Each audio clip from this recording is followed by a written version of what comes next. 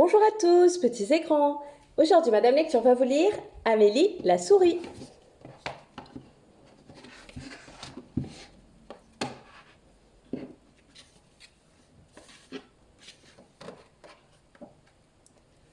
Sous le toit rapiécé du poulailler, entre vieilles pierres et bois moussus, vivait une souris qui s'appelait Amélie.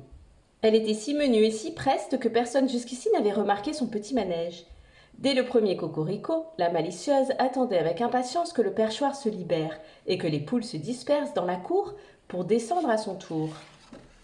Elle fouillait alors le sol de ses petites mains frêles, ramassait çà et là quelques grains, un peu de pain, puis, pressée de repartir, elle courait se glisser dans les nids, remplissait de duvet son tablier, et pfuit, au moindre bruit, ni vue ni connue, elle disparaissait sous la paille. Parfois, plus téméraire, elle s'aventurait dans le jardin. Il y avait toujours une belle fleur à regarder, une bonne odeur à sentir, comme en ce jour de printemps où la nature était d'humeur joyeuse. Le cœur léger et les poches pleines, Amélie rentrait chez elle sans s'imaginer un seul instant la surprise qui l'attendait. Elle grimpa à l'échelle du poulailler et là, horreur, stupeur, découvrit avec effroi qu'une boue épaisse tapissait les murs de son petit logis et que ses précieuses petites affaires en étaient tout éclaboussées. Elle essaya aussitôt de remettre un peu d'ordre quand soudain, dans un bruissement d'ailes, une ombre passa juste au-dessus de sa tête. Amélie poussa un cri de frayeur et dégringola l'échelle si rapidement qu'elle se jeta entre les pattes du coq. Mais ce dernier n'eut même pas le temps de s'en offusquer. En 2 bonds et 3 culbutes, la souris disparut dans le jardin. Toute retournée, elle ne cessait de marmonner « Mon Dieu, mon Dieu, mon Dieu !»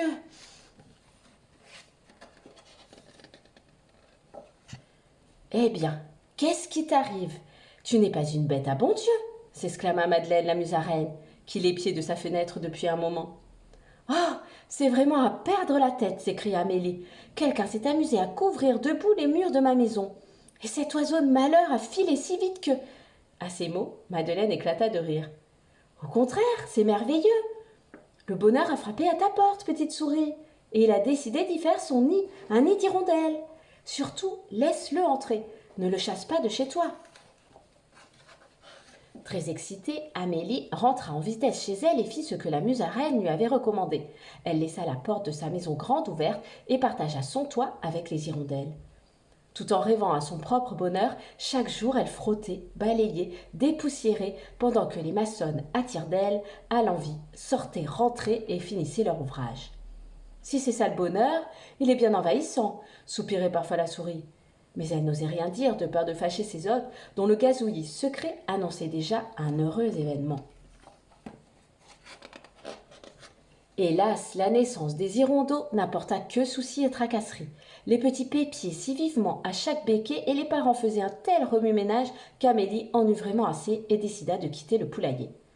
La première chose à faire, se dit-elle un peu désemparée, c'est de chercher un abri pour la nuit. Mais personne, pas même la musaraigne, ne semblait disposée à la loger. Les souris ne sont-elles pas des voleuses? C'est bien ce que je pensais. Tout le monde se moque de moi, se dit Amélie en frappant à la porte de Mireille l'abeille. Mireille, qui n'attendait pas de visite, butinait encore dans son rosier en bourdonnant fébrilement. Il me reste à faire celle-ci, et puis après celle-là, à moins que ce ne soit... Ça se passait toujours comme ça quand il s'agissait de rentrer. L'abeille s'attardait et butinait jusqu'au dernier rayon du soleil. Ce soir-là, il faisait déjà noir lorsqu'elle rentra chez elle. Elle allait se coucher quand soudain elle trouva une souris dans son lit. Mireille poussa un cri strident. « Quelle horreur! Une souris! Une souris dans mon lit !» Réveillée en sursaut, Amélie se mit alors à débiter tout ce qui lui passait par la tête. « Le bonheur a frappé à ta porte et il a décidé d'y faire son nid.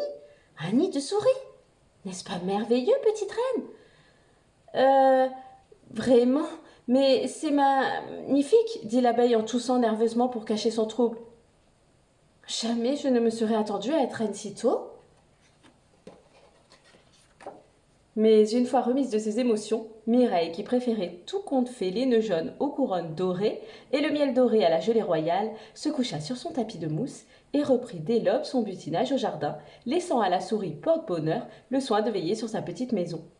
Amélie, qui n'avait jamais mangé autant de miel, pas même en rêve, vécut ainsi chez l'abeille jusqu'au départ des hirondelles, heureuse comme une reine. L'histoire est finie. Et n'oubliez pas de vous abonner à ma chaîne pour ne louper aucune nouvelle histoire. À bientôt!